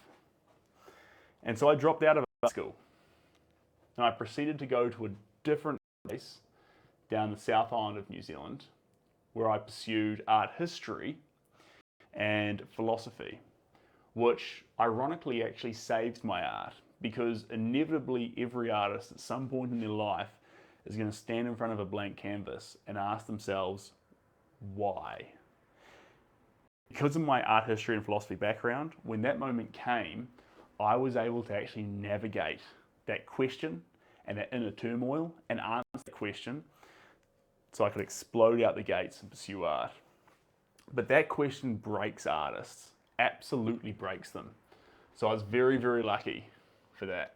Now, that wasn't the end of visual art for me. I was at the Polytech down there, so I was doing a double major university course and a Polytech course simultaneously. It wasn't a big deal. I love art. It was just what I did. And then, ironically, looking back on it, you could see my style coming through those earlier pieces, but at the same time, there was this strangling of it. There was this lack of identity in it. There was lack of understanding of self in my artwork. And it's really interesting to see the graduation of it, to be looking at it thinking, you've really found yourself. It was there at the start, and it's now come out. It's beautiful. And now I end up, I've thought about going back and finishing art school. I got so many private mentors and so many people all through my life teaching me art. My mother had me with them from a very young age. And I end up mentoring people who've been to art school, typically because what they learned in art school broke them, just like it broke me. One thing I'll say, from my experience, if you're an artist like me, the speed in which art school breaks you typically shows you how much of an artist you might be. For me, I lasted a year, and only just. And this is, for me, art was all I was. I wasn't looking at a million other options. I was looking at, you're going to be an artist. In high school, I did only art subjects. It's everything I was. It's all I was going to be. And within 365 days, that spark was fighting for its life. So, and now I end up talking with people all the time. And I talk with them about, they tell me about the spark that they had, the spark that they lost, the spark they're trying to find again. Because they feel it here. And basically, that spark never goes out. But it gets so small, and you have to fight to bring it back and cultivate it. And it's a shame it would ever come to that. You'd always think that you'd lead with it. It's a famous line that I love. I always say it, by Coach Carter. When we let our own light shine, we unconsciously give other people permission to do the same. As we're liberated from our own fear.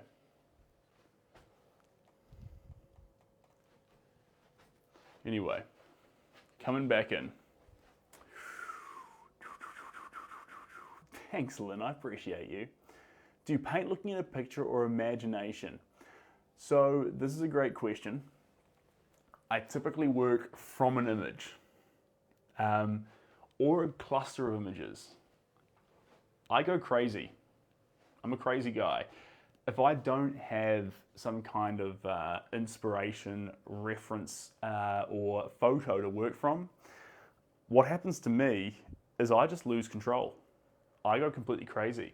The work goes completely abstract and lost.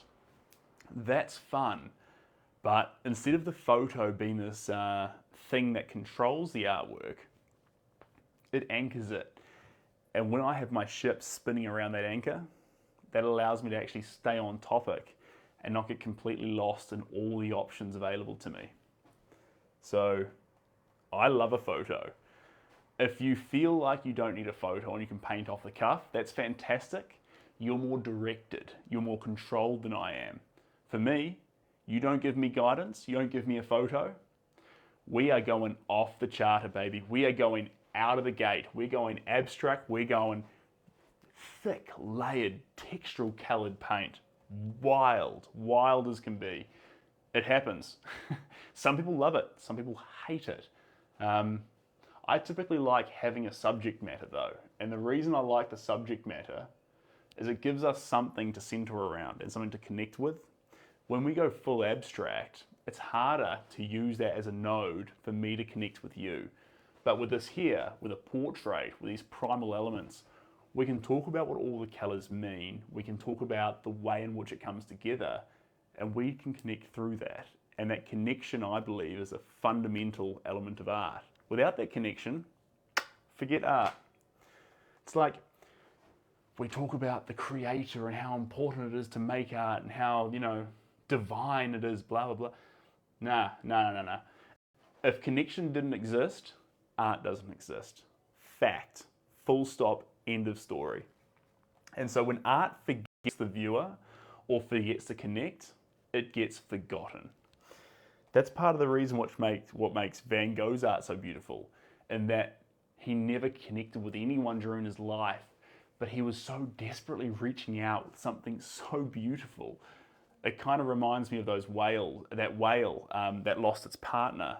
I saw it on Instagram or YouTube or wherever, and it just swims doing its whale song, and lonely, seeking out companionship. That's Van Gogh in the world with beautiful art. Van Gogh is, I mean, forgive the metaphor, is a whale singing, trying to find its people. And it's a tragedy that he died before he found them. But Doctor Who does the most incredible scene on it, where they actually bring Van Gogh into the future and he goes into a Chicago gallery and sees his work everywhere. And he doesn't have this, ha, I'm the man moment. He just breaks down in tears because he's suddenly reassured, or now knows that he wasn't just crazy. He had found something beautiful, and although he hadn't found them, his people were out there. And now through that art, that although he didn't make it, the art through time is now providing the beauty he always hoped it would. And that's just, guys, that's just so incredible. That's just, it made me cry the first time I saw it. I don't watch Doctor Who. I saw that one scene and I cried. If you're an artist and you don't cry from that scene, we're different artists. I mean, this is coming from a person, I studied this guy all through university. I was enamored by him and his story. I did the pre-Raphaelites, the history of photography, blah, blah, blah, blah, blah, and I loved Van Gogh. And to see that scene after studying him for 3 years, that breaks a man. If it doesn't break you, go home. Let me come in here, guys. I went for the acceptance and they said I'm raw. I have no idea what raw would mean. It's funny you say that. I use the word raw a lot in my marketing. I say wild, primal, raw, and rudimentary, because I believe there's too many white walls around these days and we need some chaos. We need some raw, wild paint to loosen us up and remind us that deep down we are still human and we love those raw, expressive elements that can come from painting. So if someone described you as raw, in my books, that's a giant compliment. But going on from there, if in their books it was negative, don't worry about that. Honestly, don't worry about that. That is a compliment in my books. We could dwell on that more, but honestly, if someone looked at my art and said, it's raw, I'd be like, you're saying that like it's a negative. Like, if someone looked at my art, if someone looked at my art and said, it's not very raw, that would keep me up at night. It would shake me up. I'd be thinking about that comment for at least 48 hours, and it'd be worse than someone saying he's gained weight. It would shake me up good and proper. Raw not being a compliment. Jeepers creepers. Sorry, I know it's a moment for you, but for me it makes me laugh just because that's just such a buzzword for perfect art to me. Like, what are you looking for to go on your walls? I don't know, I don't want something raw, I just want something really conservative and boring. That'd really give me a thrill. That's what I connect with. like, come on. You need to have art that actually encourages your taste, that you love, that you can connect with. And if that's conservative and boring and mundane, good for you. But like, I love it raw. I love it primal. I want it rudimentary. I want to know when I see it, and I see every brushstroke, that I can imagine the human that created it in this wild, chaotic frenzy. I want that on a white wall.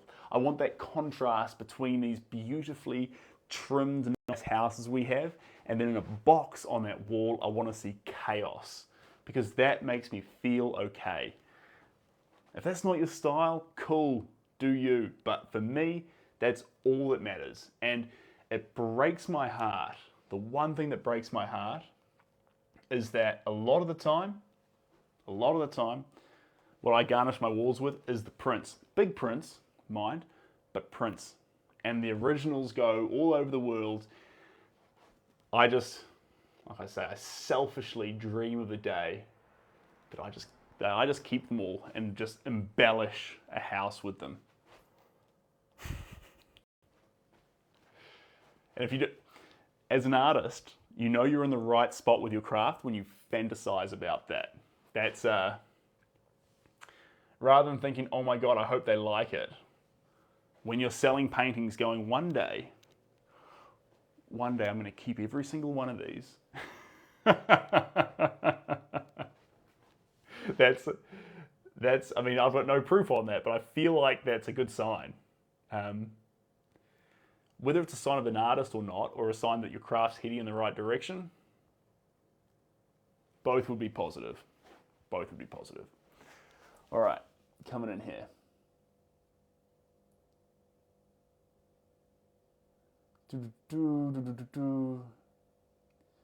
So crazy that your art portrays chaos. Yeah, it's exactly what it should be doing. Australians men sound. I just don't know what they sound like. They sound like a little like bee in their throat. Watercolor. I mean, Kiwi men sound like robots. Australian men have that sort of nasally talk to them. Either one's fine though. And watercolors. I like thick buttery paint. So watercolors and the delicacy and the inability to layer them and go from dark to light and light to dark, that's the biggest catch for me. So my ability to do watercolors is maimed because I can't translate my usual technique for painting to it. I like gouache though. Gouache is fun. And I'll add like a little bit of gel medium to the gouache. It's not typical to do it, but it means that when I'm reactivating it, it won't completely reactivate, so I can enjoy actually layering it up more in that deep opaque color. Sorry, I'm supposed to be painting. Stop asking good questions. You're slowing me down, team.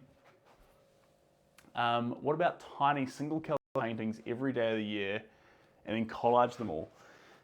There is a very, very, I forget his name, but an artist who had a stroke, if I remember correctly. He had a stroke and he was known for his amazing realistic portraiture. After his stroke, he actually couldn't use his hands and legs that well, but they'd give him an A4 or a small square and he'd just managed to splash some paint on it and they'd put them up one at a time. And then in culmination, all of them together would make a face. And he's most known for those. So his previous artwork, no one really knows about. His realism stuff and these portraits made from tiny little squares are timeless. Now what's fascinating about that is we can look at things that may be detrimental to our craft. Oh, I can't do that because of this. I can't do this because of that. This guy literally lost the use of all 4 limbs. And that is an absolute tragedy. But for his art, that became the single thing that made him go down in history as timeless, as an incredible artist. So we wouldn't ever wish that upon anyone. But in this case, it hasn't ceased the art. It's actually supercharged it. Weird.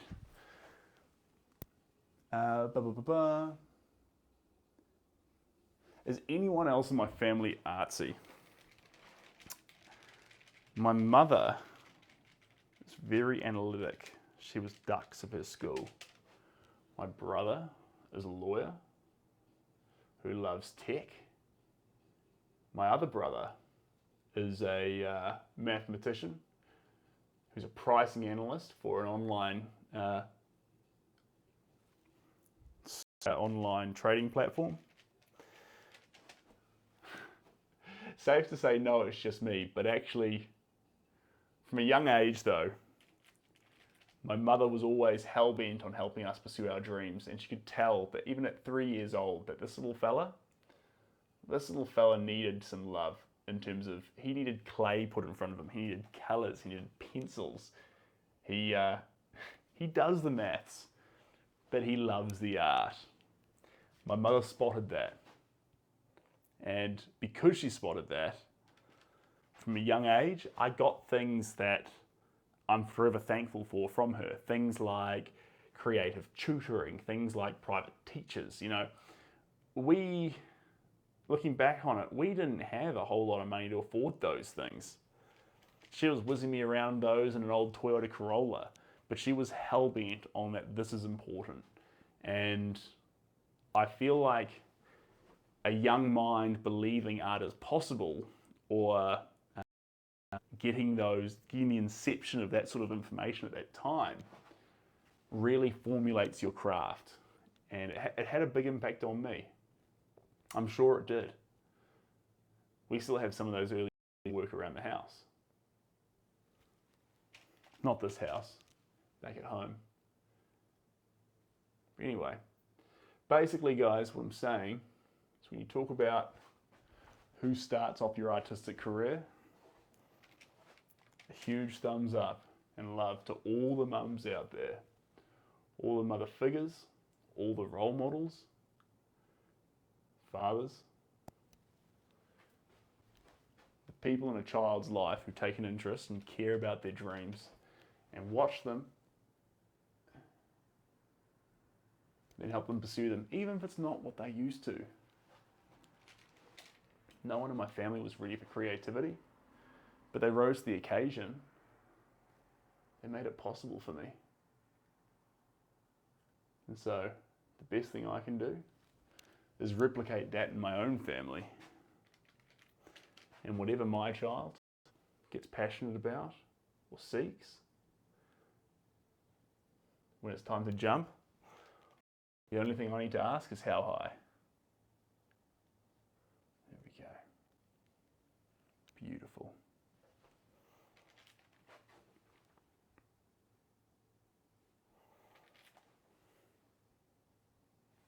Absolutely stunning. All right. Thanks, Anderson. I appreciate you. Painting them. I've painted my family once. A portrait of each person, but I should do it more often. Life gets in the way. Commissions get in the way. Distance gets in the way. These are no excuse. I haven't painted my family for a long time. It'd be a thrill too. An absolute thrill.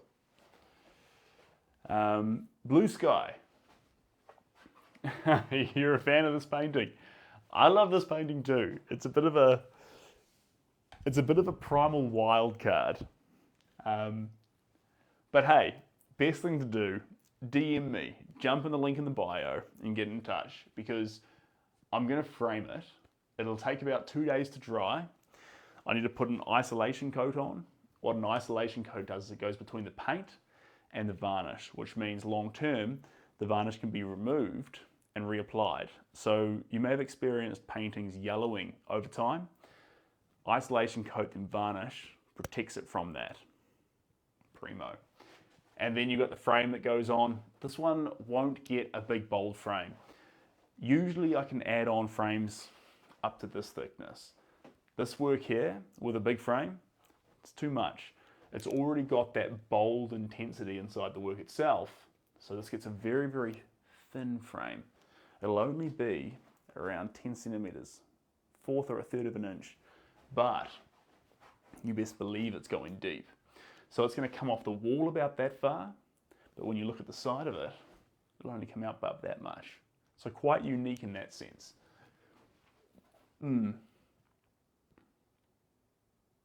God, this has been a fun session. Guys, thanks for joining. You pack of legends. We've had some real fun here. I'm going to add a few more colors, one more into the background there, splash it around. But I think we're pretty much there.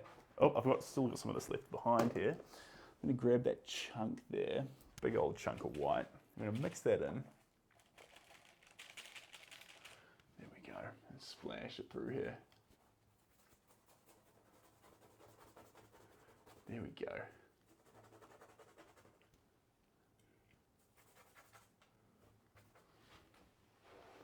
Beautiful. Beautiful. Well, I'm not saying we're done just yet, but this has been fun. Steve, you've been here since the start, Steve. That's fantastic. I hope you've enjoyed seeing how these layers have hit. And you also know that it's thanks to Shelby that I've managed to be here for 2 hours. So after this painting, I'm going to go take up my shift. And I get the absolute privilege of looking after my daughter. Lucky me.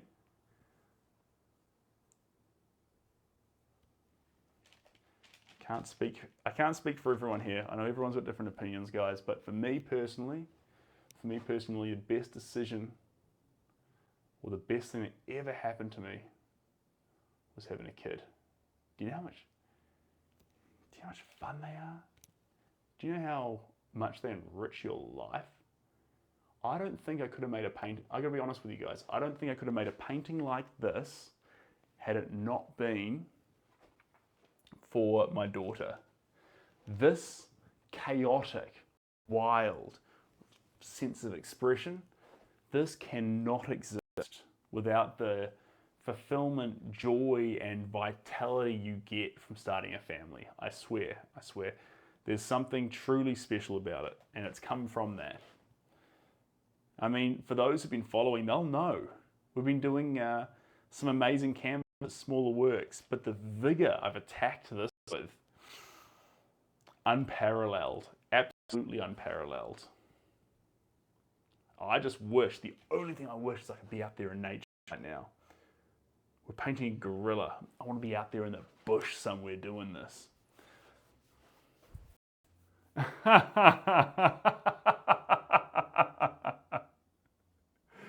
Oh dear. And thanks, you hypno sister. Word just in from Shelby. I'm Mr. Poonami. For those who don't know what that is, don't worry. Parenthood's still amazing. There's things that are wild. There are things that'll make you laugh. This is one of those. All right. It's funny you say that, actually, guys. The laugh. Yeah, sorry about that. Look, it's a ridiculous laugh. I get it. I don't normally get that, though. What I typically get is evil laugh. Maniacal laugh. Yeah.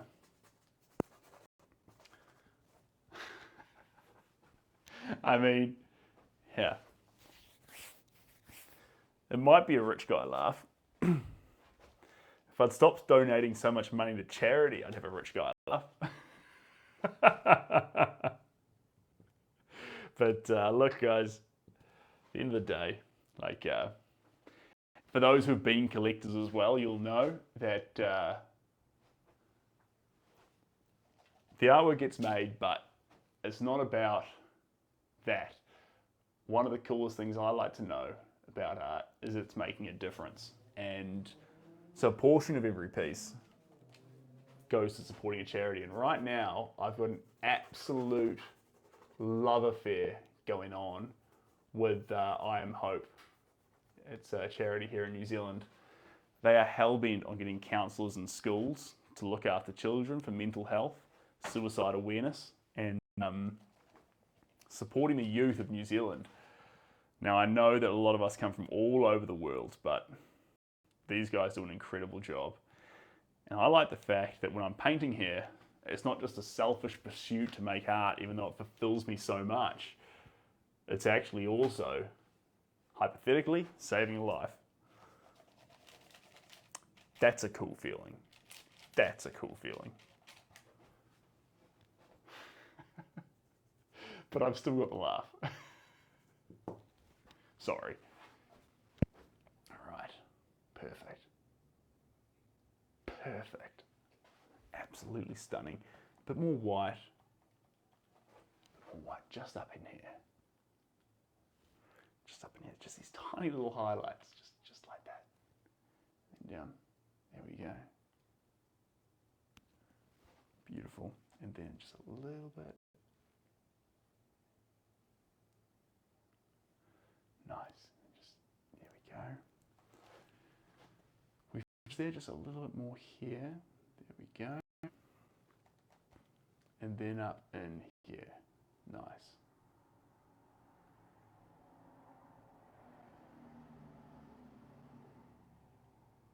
Sorry guys, this is where it gets quite intense because these little small highlight points. And I love to get these right. This is where that face really comes together. These little small marks. See, this is what I was talking about, guys. Steve, you were here from the start. Jules, I think you've hit the track now, but I was talking about how influential white was in this painting, and that's exactly what's hitting that face there. Building this whole work and allowing it to culminate in the face that we see. There we go.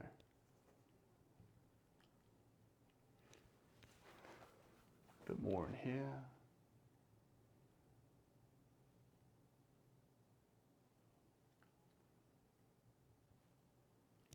A bit more in here. All right, team. All right. Now, I'm going to hang up the brush. Guys, I'm not saying this painting's finished. I'm not saying this painting's finished. What I am going to say, though, is that from here on out, this painting gets a 48-hour stand-down period. And in that 48-hour stand-down period, I just look at it and I wait. And in that period, I'll spot things that I can't see right now. I'm too close to the flame. What I'll spot is things like, I need more transparent yellows, I need more whites, those blues need more depth, I need more of a hue in there. I don't know what it is. You can't see the wood from the trees when you're in the middle of a painting. I can tell you, I'm incredibly happy with the work we've done tonight. This has been absolutely exhilarating. If you could put your hand over my chest right now, my beats are up.